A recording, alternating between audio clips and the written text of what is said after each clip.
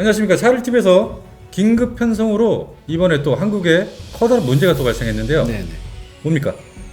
이란 혁명수비대가 네네. 우리 국적의 유조선을 지금 납포한 상태죠. 어떻게 또 대한민국의 유조선을 납포할 수 있었는지. 네. 작년에도 이란이 저희 영국 예, 영국 유조선 하나 납포했어요. 그랬죠. 예, 호르몬 약간 툭하면이네 얘네. 아니 얘네는 무슨 생각으로 이렇게 유조선을 자꾸 이러는 걸까요? 이게 호르무즈 해협이 그 항상 중동의 화약고예요. 네네네. 화약고인데 이게 우리가 보통 중동 국가하면 그냥 다 이슬람 믿는 똑같은 사람들이다 이렇게 생각하는데 그게 아니죠. 아니죠. 절대 아니죠. 그 완전히 그 아랍 민족하고 다른 민족이죠. 이란은. 네, 이란은 맞습니다. 페르시아고. 네네. 특히 이란은 시아파의 종주국이에요. 네네. 그 다음에 반면에 이라크하고 사우디는 수니파. 특히 사우디가 수니파 종주국이거든요. 네네.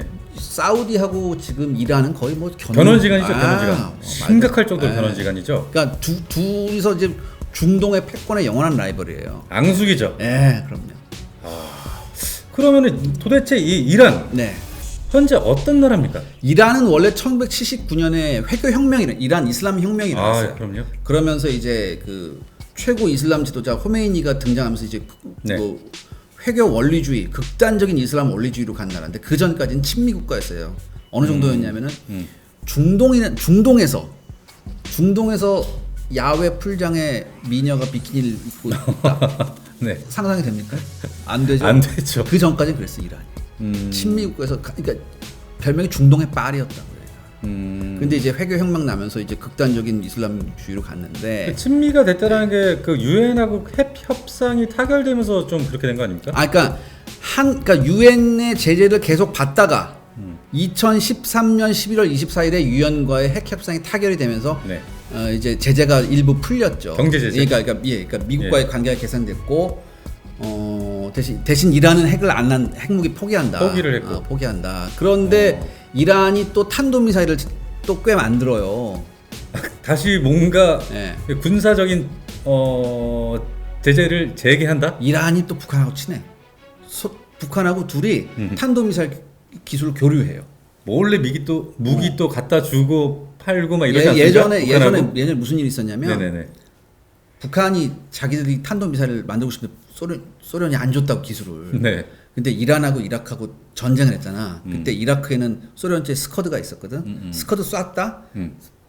맞고서 이제 부품이 막 있을 거 아니야. 잔해가. 그거 싹 걷어다가 북한 줬다고. 너 연구해봐.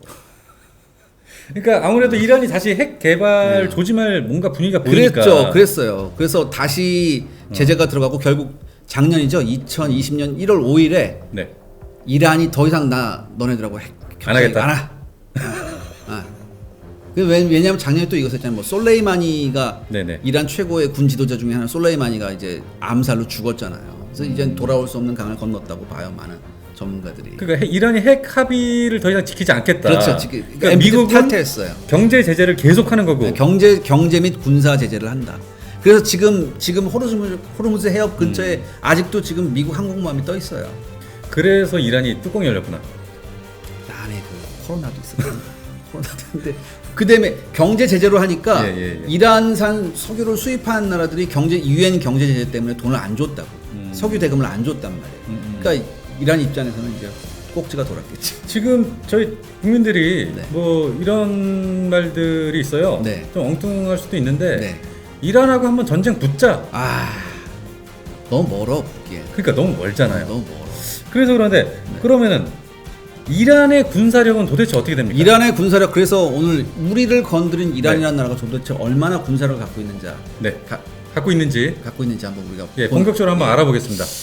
일단은 이란의 군사 조직은 네. 5개가 있습니다. 보통 이제 육해공군 해병대 이렇게 4개잖아요. 그렇죠. 근데 이란은 군사 조직이 5개예요. 5개 어떻게 5개죠? 육해공군에다가 방공군이라고 따로 있고.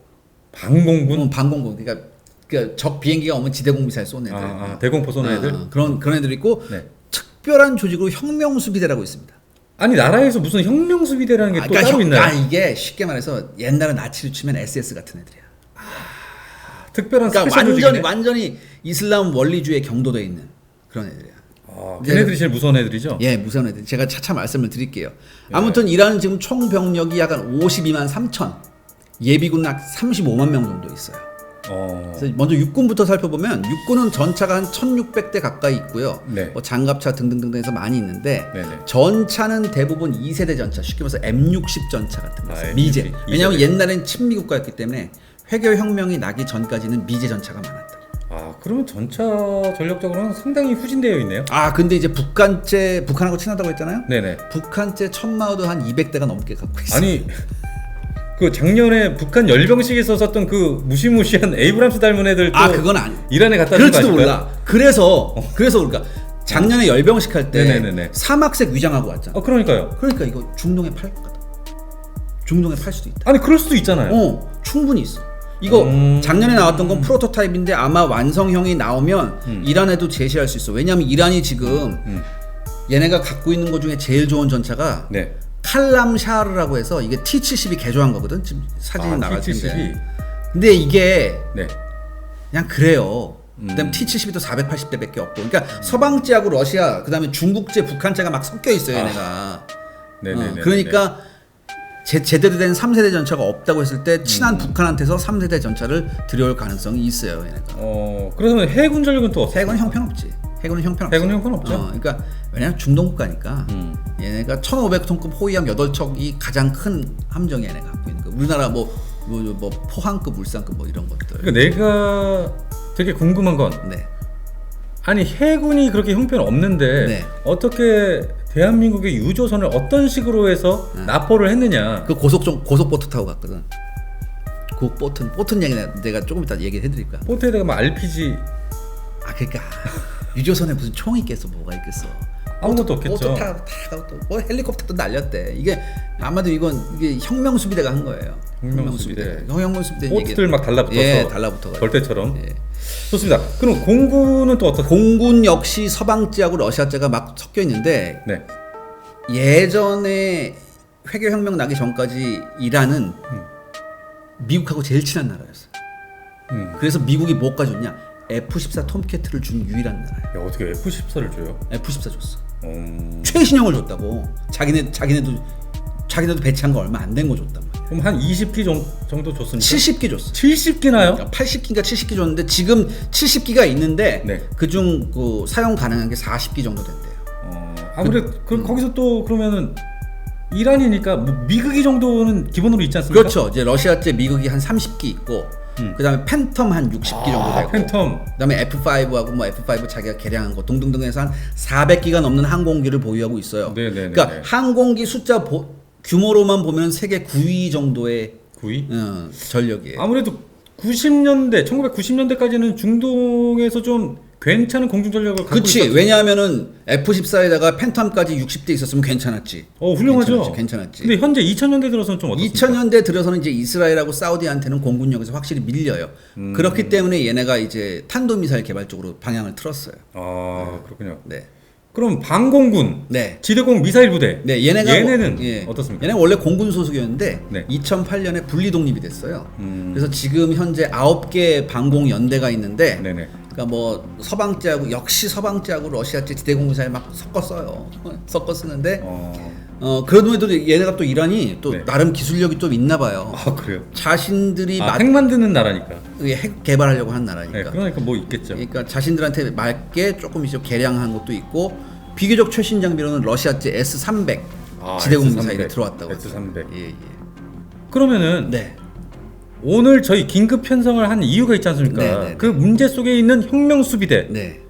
얘네들은 도대체 어떤 애들입니까? 그러니까 이 혁명수비대는 한 병력이 한 15만 정도 돼요. 15만이 15만, 그러니까 52만 3천 중에서 한 15만이 혁명수비대인데, 네네. 이란 내에서는 가장 권위 있는 최정예 부대로 평가를 받아요.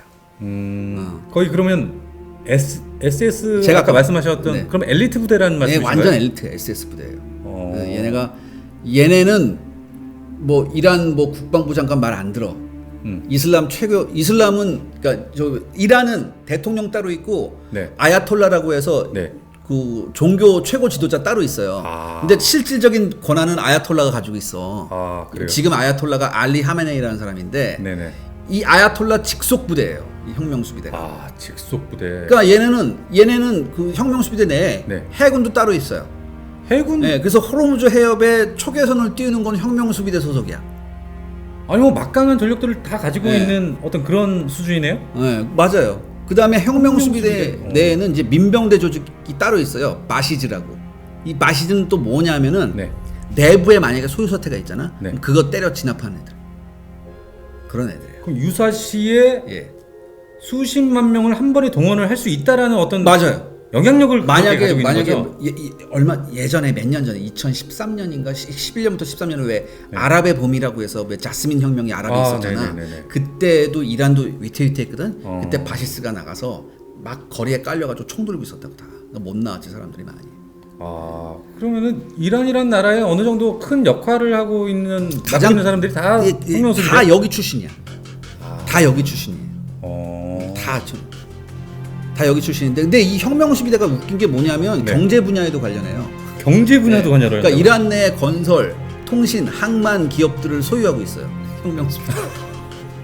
아니 군사력뿐만이 아니라 그다음에 야. 생필품 수입하고 수입 같은 거, 네네네네. 사치품 수입 같은 거 다 혁명수비대가 관할해요. 북한하고 비슷해. 와 그러면은 이 혁명수비대의 경제적 수치로 따지면 어느 정도를 전체 이란 GDP의 약 30-40%를 차지한대요. 얘네가. 야 이거 어마어마한데요? 그러니까 얘네가 또 이제 그 중동 내 다른 반미 단체 테러리스트들 있죠. 네. 지하드 활동을 하는 애들. 아 지하드. 그러니까 뭐 헤즈볼라 뭐 이런 애들 도와줘요 또. 그렇기 때문에 2019년에 도널드 트럼프 대통령이 네. 이란의 혁명수비대를 테러 조직으로 지정을 했죠. 뭐 그럴 수밖에 없을 것 네, 같은데요. 그럴 수밖에 없어요. 무슨 일을 벌일지 모르잖아. 네, 그 혁명수비대라는 그렇죠. 애들이. 예, 그렇죠. 그럼 이게 답니까? 이게 다가 아니에요. 근데 그러니까 여기까지 보면은 그냥 네. 그래요. 그냥 네네. 그런데 네. 문제는 제가 아까 말씀드렸듯이 얘네가 탄도미사일 능력이 꽤 돼요. 이게 답니까?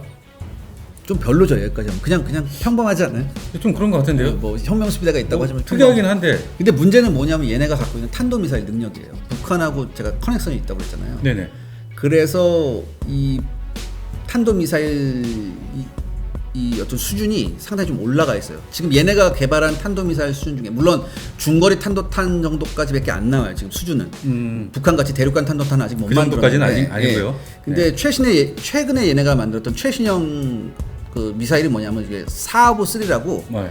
그 이게 사정거리가 2,000km인데 2,000km. 근데 이란에서 2,000km면 사우디, 이스라엘은 어디건 다 들어와요 사정거리. 유럽 일부도 들어오. 얘네가 가장 최악의 적으로 삼고 있는 네. 순위파 네. 중동의 순위파 국가들은 전부 죄다 사정권에 들어가요. 아. 그다음에 인도도 사정권에 들어가고 중국 일부도 사정권에 들어가고. 그러니까 만약에 얘네가 여기다가 핵개발까지 해서 이거를 사부에 2,000km짜리 사부에다 탑재한다. 네네. 그러면 중동에서의 세력 균형의 어떤 지각 변동이 일어날 수 있는 거죠. 그래요. 예. 그러면 이란은 현재 핵무기를 보유하고 있는 겁니까? 그러니까 지금 이 상태 지금 현재까지는 이렇다 할 핵무기 프로그램이 아직 없어요. 네네. 그러니까 이란은 항상 자기는 핵무기를 원하지 않는다고 말을 했어요. 음. 근데 이란은 그 핵무기를 만들 수 있는 많은 지식도 있고 네. 북한하고 커넥션을 통해서 저 핵물질을 추출하는 그 노하우도 상당히 지금 쌓여 있다. 이런 얘기가 들어와요. 북한하고 이란이 상당히 예. 특정 부분에서 공감대를 상당히 그래서 예. 같이 오바마 정부 시절부터 네. 이란하고 북한의 커넥션을 그래서 대단히 눈여겨봤었다고 하더라고요. 아, 그래서 2015년에 오바마 정부가 이런 얘기를 합니다. 이란은 핵무기를 만들기에 충분한 핵물질을 생산하는데 단 2-3개월밖에 걸리지 않는다. 2-3개월밖에 안 예. 대단한 어떤 기술을 가지고 있는 거네요. 그렇죠, 그렇죠. 그러면 이 외에 또 다른 데 주목을 받는 것이 또 있지 않습니까? 예, 최근에 이란이 사이버전 능력을 상당히 오 그래요? 예. 이제 이 역시 또 북한하고 또 밀접한 관계가 있어요. 여러분 그거 아시죠? 북한이 사이버전 능력 세계 3위입니다. 해커 이거 엄청나다고 세계 들었습니다. 3위예요. 예. 그래서 이제 북한의 많은 그 엔지니어들이 이란에 가서 이런 노하우를 좀 전수해줬다는 얘기가 있어요. 네네. 그다음에 그래서 2010년에 이란 핵 시설에 대한 이런 얘기가 그래서 이제 최근에 무슨 얘기가 나오냐면은 네. 최근 2019년에 나온 보고서예요. 네네. 이란이 상당한 사이버 능력을 발휘해서 미국 내에 있는 항공 우주 회사나 네. 국방 업체, 네. 그다음에 에너지 및 천연자원 회사나 통신 업체를 지금 해킹하고 있다. 이런 얘기를 했었어요. 네. 그다음에 심지어 마이크로소프트사도 지금 마이크로소프트의 많은 계정도 지금 이란 출신 해커들한테 공격을 받고 있다. 이런 얘기가 돌 정도입니다. 그럼 이 해커 단체가 미국 대통령 선거 운동에도 예. 분명히 어떻게 침투를 해서 뭔가 목표로 정할 수도 있겠. 사이버 시대에는 예. 그게 무서운 거예요. 그러니까요. 그 이런 그 사이버전을 통해서 어느 나라의 지도자를 뽑는데 영향력을 행사할 수 있는 그런 시대가 지금 와버린 거예요. 아, 그럼 미 정부 관리들 계정에도 분명히 침입할 수도 있었겠네요. 우리도 뭐 그런 얘기가 좀 있었죠. 예, 저희도 좀 많이 있었죠. 있었죠. 예. 그러면은 네. 현재 대한민국의 네. 유조선이 납포가 됐습니다. 네. 그럼 이 상황에서 우리나라가 할 수 있는 일이 뭐가 있을까요? 지금은 가장 할 수 있는 최선의 방법은 지금 외교적 방법밖에 없어요.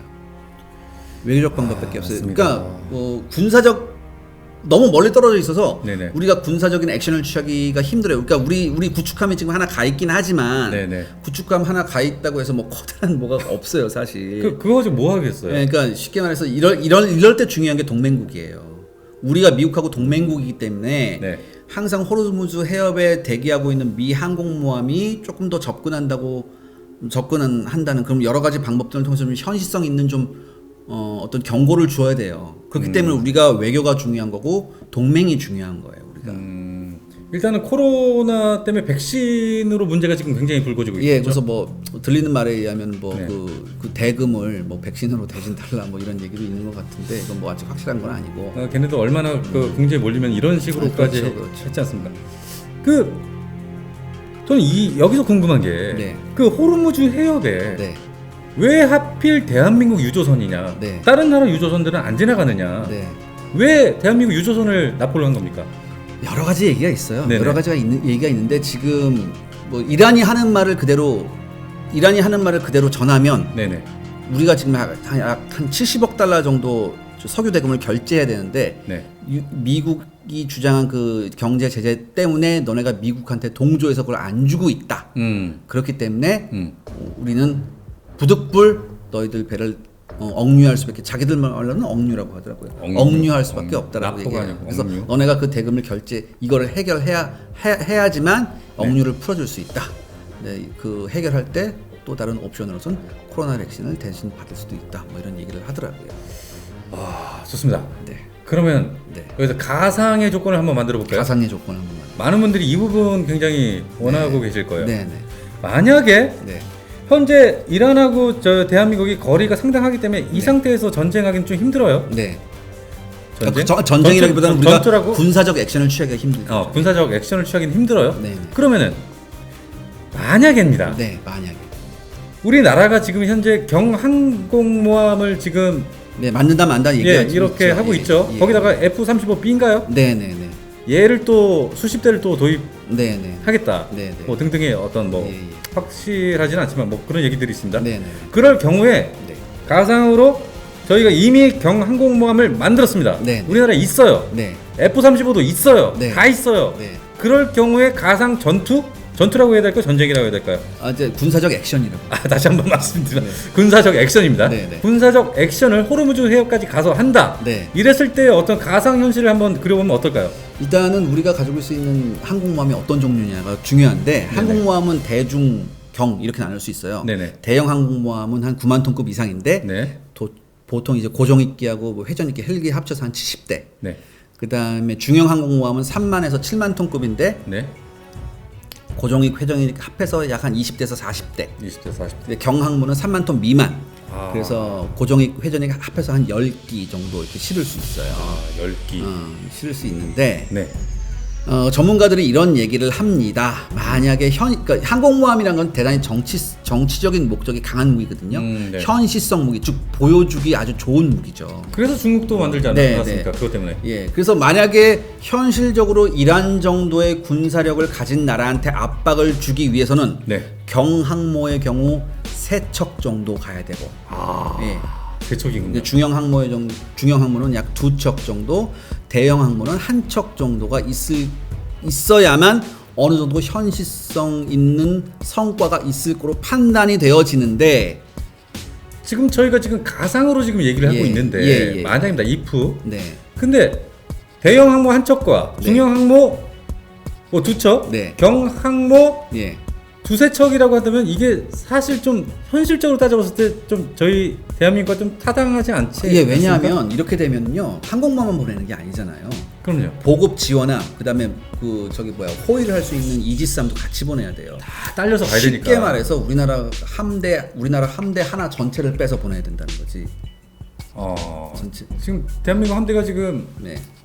해군이시니까 잘 아시잖아요. 1함대, 2함대, 3함대 네네. 뭐 이렇게 있는데 네. 현재는 뭐 제주도에도 있는데 이게 지금까지 어떻게 펼쳐졌는지 확실하게 모르겠습니다. 네네. 전체적으로 뭐 3함대 정도 확실하게 있다고 쳤을 때 네. 그럼 그 중에 한 함대가 빠진다면 네. 동서남의 한쪽 지역을 방어를 아예 못한다는 얘기 아닙니까? 네네. 그러니까 이런 일이 있을 때 현실성 무기가 있는 게 좋긴 해요. 네. 근데 좋긴 한데 우리가 가상 이프니까 진짜 항공모함을 보내서 거기서 이란하고 맞짱을 뜬다. 있습니다. 일단 우리가 있습니다. 네. 근데 이렇게 하죠. 그냥 가상인데 네. 너무 또 뭐 대형 항모도 있고 네. 중형 항모도 있다고 치지 말고 네네.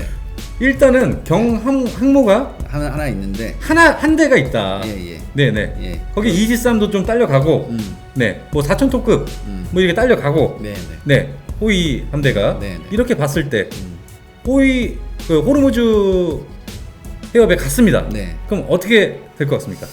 그게 그렇게 크게 이란이 겁을 먹을 정도는 아닐 것 같아요, 솔직히. 한적까지는. 그러니까 아무리 우리가 F-35B가 있다고 하더라도 이게 뭐 경항모면은 10대 미만인데 그러니까 현실적으로 좀 힘들어요. 힘들어요. 힘들고 네. 이란 공군이 최근에 러시아에서 수호이 30을 도입해 왔다고 하더라고요. 아, 그래요? 그렇기 때문에 네. 도입이 아니라 주문했다고 하더라고요. 그렇기 음. 때문에 한 척 가지고는 힘들어요. 그렇기 때문에 제가 거듭 말씀드리지만 이럴 경우에 동맹국인 미군과의 공조가 상당히 중요하다. 왜냐하면 미군은 실질적으로 호르무즈 해협 등등 중동에서의 영향력을 행사할 수 있는 나라이기 때문에. 네네, 그렇죠. 그래서 이제 그래서 뭐 한 척 가지고는 뭐 이란한테 그렇게 크게 겁을 주긴 힘들어요. 좋습니다. 사실. 좋습니다. 그러면은 네. 한 대 아니고 네. 경항모가 네. 3척 다 뺏어가는 건데. 다 뺏어가? 있다고 칩시다. 다 뺏어가? 네. 3척 정도면 좀 긴장하겠죠. 그러면 뭐 저희 우리도 어느 정도의 무력 시위 효과는 있겠죠, 충분히. 뭐 전투기도 거의 한 30대 정도. 그럼 충분히 얘기가 많이 달라지죠. 얘기가 많이 달라지는데. F-35B가 30대가 실려서 간다. 네. 근데 우리는 훨씬 현실적인 선택을 해야 돼요, 사실. 현실적인 선택을 해야 되고 네. 만약에 이런 현실성 무기 때문에 항공모함을 보유해야 된다. 여기에 대해서는 논란이 좀 있을 수 있어요. 우리가 그리고 솔직히 말할게. 네네. 우리가 전 세계 경찰이 아니잖아. 아니죠. 그다음에 우리의 무역로를 확보하기 위해서 우리가 항공모함을 파견하는 거는 타당하지만 타당하긴 하죠. 계속해서 우리가 그럴 수 있는 능력이 있느냐 이건 또 다른 문제예요. 또 다른 문제. 그렇기 때문에 제가 거듭 말씀드리지만 동맹이 중요한 거고 외교가 중요한 거예요. 일단 저희가 뭐 가상현실 2% 어떤 뭐 저희가 이란과 대한민국이 어떤 네. 다시 말씀해 주시면 네. 전쟁이 아닌 군사적 행동. 네. 군사적 액션을 취할 수 네. 있을 것이냐. 지금 현재로서 우리가 군사적 액션을 취할 수 있는 옵션은 거의 없습니다. 그렇기 때문에 외교로서 지금 해결하려고 하는 거죠. 빨리 이 사태가 좀 해결이 됐으면 좋겠습니다. 평화롭고 외교적인 방법으로. 예, 여기까지고요. 긴급 편성으로 급하게 또 저희 네, 이란에 한번 전력을 알아봤습니다. 네, 알아봤습니다. 그럼 저희는 샤를 TV 다음에 원터치나 밀실 네, 또 비전에서 네, 뵙겠습니다. 네, 감사합니다.